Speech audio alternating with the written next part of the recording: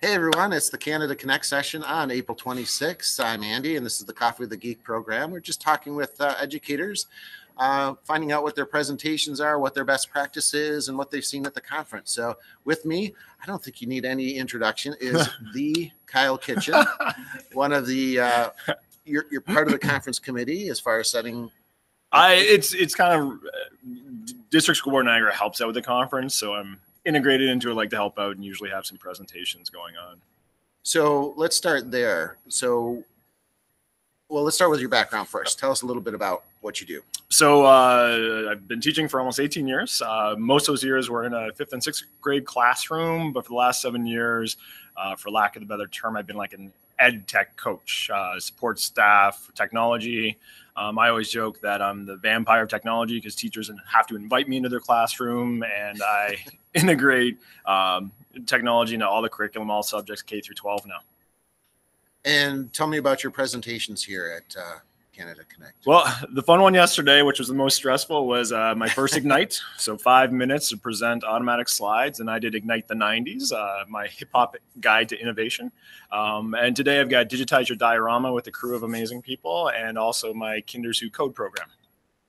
Let's dig into the diorama one. I haven't heard of that one, so maybe talk a little bit about that, kind of flesh it out without giving too much away. Well, without giving too much away, and depending on the age range we're listening to here, the diorama, the project that all teachers make from the early 1950s to now, we want to flip that. We want to digitize it and show how the making part of the and we're using a longhouse example. Making the longhouse is amazing, but let's go a little deeper. Let's dig into a little bit more research and making and hit all the kids to make something.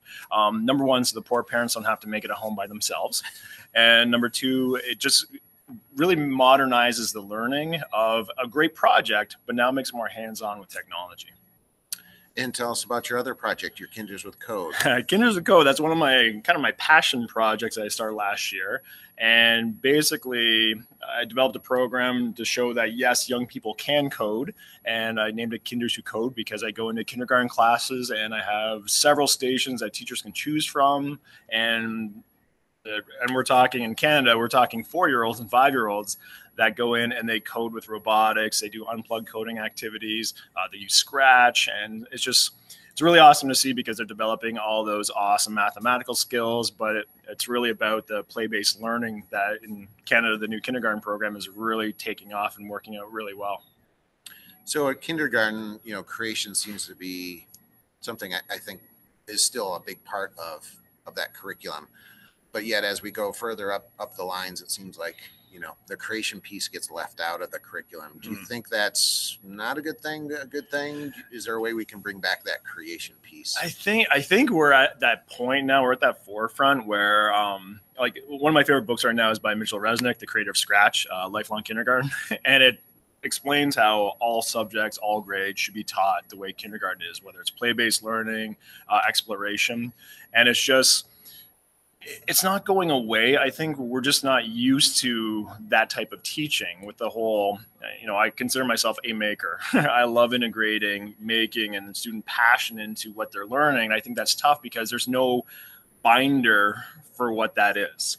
And that's scary. So like with Matt Miller, when he talked about yesterday, that we go to our safe place and that's that binder that we have. When we look at kindergarten, you walk into a kindergarten class, it is loud. It does look chaotic, but there's amazing learning happening in there. And that's scary as you get older because the kids get bigger and what they're learning, you have to be very inventive when you go into graphing or something like that. So it's happening. I think people are just almost waking up again and realizing like, yeah, I can do this. I can take that risk. I can be a kindergarten teacher in grade 8. So for you as a tech integrator, how do you encourage that for teachers, school districts? How do we get that sense of making and creating back? The biggest thing, and social media has been great. Whenever I go into a classroom, number one, we have that conversation, not only with the teacher, but with the students, that what is it we're trying to do? And I want to know what their passions are and what their skills are. There's so many, I can tell you right now, there's a billion grade 7 kids that can code way better than I can. So let's take that and let's use that. And then with social media, we tweet that out so teachers can see what other people are doing. And I think the more you see people making and coding and doing all these awesome things, you kind of say, well, you know, maybe I can try that. And I think that's happening. So that's the biggest thing, is just sharing. We're no longer a closed society. Let's share everything you're doing and let's inspire, because, you know, there's no teacher on a pedestal. This isn't about the teachers. This is about our students. That's why we became teachers. So let's see what we can find. Let's work with what they work with and help our kids. Do you think coding is the new language other than English that every kid should be exposed to? Or it's interesting. I do believe they should all be exposed to coding. It's funny, my presentation, and not to like, you know, please still come to my presentation, but I say there's like the superpower of coding, but then there's also the secret identity. The secret identity is what everything else coding touches on. And it's not stuff that has to deal with programming something. It's the collaboration, the talking out problems, the persevering through issues and debugging. I think it's a new language that, yes, obviously we need it for the future because that's where everything's going. But two, all the secret identities and hidden virtues you get from coding and seeing kids collaborate through coding, I think that's the really powerful point. It's hard to do that when, you know, if you're writing an essay, you don't really see that all the kids collaborating and persevering through an essay necessarily. But for coding, it is a language that it's got that low floor, high ceiling, that no matter if you're an amazing coder or just starting, there's an entry point somewhere. All right. Well, it's time for the Speed Geek questions. You've been through this gauntlet before. I'm some coffee now. So we've got some participants here. We're going to throw some questions out to them so we could also bring them into the mix and maybe talk about there. So let's go to the website. So here goes. So the Coffee with a Geek website. At the third panel or fourth panel, we've got our Geeky Fun page with our Speed Geek questions. And here they go. Lights, camera, action. And here we go. So pressure on, and we're having our folks use an answer garden. So for the answer garden, you're just going to type in a short answer. It can be a small 2-3 sentence thing, but our first question is, what is the tech trend to watch for? And this one really can be answered at any old time, but we'll start with you and we'll let our audience start to throw some. Wow. And I know everyone wants to drop the coding word right now. For me, I think, and it's not a new trend, but making with technology, I think that's the new trend, because when you get into that, like, making covers everything. So I'm really getting into augmented reality and virtual reality, because working with an indigenous school up north, right now, it's funny, the ice is breaking up and you can only fly into that area now. So imagine them wanting to learn something about the outside all around the world. You can bring in some augmented reality and virtual reality for them to see and interact and use things with. So, but that's also a part of making. So I think making is the broad term. But I think for me, that augmented piece, I think that's going to be really powerful for a lot of our trends. All right, well, let's take a look at what our audience said here. And still typing. Oh, is it still going? It is. Got it. Oh, there we got. We've got a couple of VR responses. You guys were able to submit. All right, 360 video. Who put that one down? 360 video. Did you? I see it a little bit differently than I've used before. I work in a human patient simulation lab at State. And so we're recording in 360 the student's interaction with the mannequin simulation. So it could be a medical emergency or something like that. What's interesting about it is that you get to explore it from multiple viewpoints. So the students can use it as a reflective tool, come back and watch their own performance.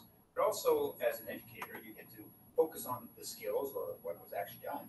Or you can also look at the communication amongst the team. And so it really opens up a whole other level of being able to explore something that happens in 10 or 15 minutes, and hours, where you're at rehashing it. So it's been interesting. But it's funny, a lot of instructors are still, even though it's very simple to do, are very reluctant to use the 360 camera. I know on Friday, Robert Long has a 360 session, and I've been to his session before, and it was really good and informative to realize, you can just edit that now on like a wee video or something, where before you need specialized equipment. So that's great. You can download Power Director for $67. Yep. Right. Yeah, it's the one that hasn't been brought up, but I think you're going to start seeing 360 video would be a good one. And unlike some of the virtual realities, it's much more accessible and easy to work with. I think. Yeah. All right, so let me just make sure we've got all our answers here. 360 video, VR, trends of the future, creation. Definitely one. All right, so our second question is, so keep going with your sound garden. You can use the same, or answer garden. Sound garden, there it is. Oh, boy. Should have that in the background. All right, so favorite way to unplug from tech. So we'll start with you, Kyle, while everyone starts to throw in. So now this is a very interesting one for me. Right away, I would get into we are campers and hikers. We went out east to Nova Scotia, and I could have just lived on Cape Breton for the rest of my life, basically, until it snowed, and then my family would leave me. But yeah, to freeze. Hiking is definitely, but it's interesting because and with my daughter, she's also a maker, and we just like to build stuff. Not necessarily with tech, but we like to take stuff apart. If I could have the one tech piece of a glue gun, that would be. It's very calming and very relaxing to build something and have a project, whether it's my steampunk lamp that I've been making for 6 months or whatever. Just building with your hands is really calming. But for outdoors hiking, hands down, we do a lot of geocaching, and it's fun. Great. I think a lot of people, I think tech people tend to, let's get outside. Yeah. Let's break away from the indoors and tech. So we've got going to concerts, traveling, sailing, and race lasers. What a race laser. Lasers is the class sailboat. Okay. Yeah, it's actually developed in Canada.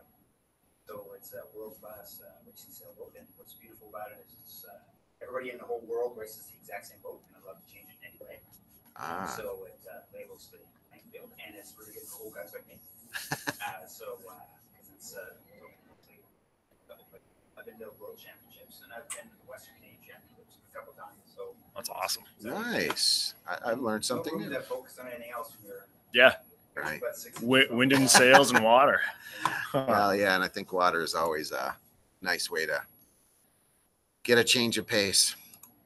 All right, we'll go with one or two more. We'll see how it goes. Get your answer gardens ready. And favorite tablet. I think we've had this before, right? We've had this conversation. Yes, favorite tablet. So for me, it's fine because then I'll look down at my computer to see what I'm using at the time, which I have an HP Elite, just a tablet with a keyboard. It's really nice, and it's so funny because I always say whenever you try out a computer, I always feel the keyboard because it's not a good keyboard for typing. You're not going to like it. But it's not a tablet, but I do love my Chromebook. We have a touchscreen Acer Chromebook, and I like to use that. My kids like to use that. I think it's versatile. And I just found out from downstairs from Ekno that I can actually access products that you would typically download on a Chromebook. So that is a game changer for me. So now here's the question: is a Chromebook a tablet or is it a computer? Well, it's technically an internet-based computer, so but that would be my go-to. It's tough when I saw the word tablet. I'm like, but yeah. So right now my HP is pretty good. Well, I think it represents the change in technology because really computers are becoming tablets. Yeah. Tablets are becoming computers, and we're kind of getting to that middle ground because of touchscreen technology. You have a tablet in most cases. Yeah. And so I think that's why it's a fun question and a little challenging one. It's a bit of a twist. Yeah, maybe we should just, favorite device is there. So we got people, Chromebooks. Do you have a Lenovo? For those, any other, is your favorite device? Is there one device your go-to? That would be really hard for me to say. When you get actually, no, I have a good question. What's your favorite software? What do you take your notes on? Yeah, that's an easy Google for me. So yeah. Keep, right? I'm a Google Keep fan. Yeah, so many extensions, so many plugins. Handwrite, not often. No. When I'm trying to make it look good, I want to type. But no, I don't do the handwriting option too much. really hard for switch over to people who are used to going paper-based. Because they go, well, I like to write. So let's say in our program for respiratory therapy, all students are mandated to some kind of tablet or something like that, and we send out their lab manuals as PDFs. Yep. And a lot of them, some of them type in it, some of them handwrite in it. Give them all the options, but they have to hand it in paperless. So we're finding more and more, once they get comfortable with it, it's there. It's a hard sell. Okay, so our last Speed Geek question. Ooh, another tough one. Favorite app, favorite program? Not tough at all for me. Okay. No, right away, and it's fine because it's in Digitize Your Diorama today. Do Ink. It's a green screen app on your iPad. Basically, if you want to throw Thor's hammer, if you want to be in Harry Potter, special effects, you can use it in any curriculum. It's an amazing green screen app. Go to the dollar store, get a green tablecloth, Do Ink for $5. You've got a studio where kids can create anything. So that I use a lot of stuff, but that is my go-to for students. Got a bunch of nice submissions. OneNote. Who's our OneNote? OneNote user? Who's our OneNote user? All right. Yeah, I that's integrated. But I like because it's like it is versatile like that. Padlet. Who's our Padlet? Padlet. Pixel. Who had Pixel? That was key for the device. Okay. And real-time board? You guys played with real time like that? No. Like Padlet and stuff like that. You might really like. So it's similar to that kind of sticky notes? So it's, yeah. It's you put all kinds of stuff in there. It's very sophisticated. You get little post-it notes or comments, which is something that's not available in a lot of the other ones. So you can have like and you can have multiple people participating in real time or sharing it. So it's Nice. check it out. Yes, I will definitely check that out. Thank you. All right. So that brings us up to our time. So what have you seen from the conference that you're going to take back with you? So far, unfortunately, I haven't really been to too many workshops because I have a lot of people presenting and I've been presenting. Today's kind of my day in the morning to go see some things out there. I'm a big fan of walking the expo floor too, to talking to vendors, see what's coming out and see what's new and what we can take back to the classroom. The good news is a lot of these guys presenting are my virtual Twitter friends. So it's great because I know what they do and I've seen what they're doing. They're amazing. So yeah, I'm really looking forward to trying to jump into some workshops today and tomorrow. And Matt Miller was yesterday. Yep. What did you think of his presentation and what did you pull away from him? Matt's always good. I've seen him via keynote and in workshops, and I love his workshops when we were at TIFF and everything. That was great. He's just a down-to-earth teacher. You know, some of these people that get to that level are, you know, they're the gurus, but he's very level-headed, down to earth, and he's very helpful. And yeah, no, I can watch Matt present quite often and always take something away, whether it's inspiration or whether it's a new tool. So no, that was a great keynote. Ditch that textbook. Check it out if you haven't seen it. So, all right, Kyle, thanks so much. Thanks, we'll buddy. see you around the All right. conference hall.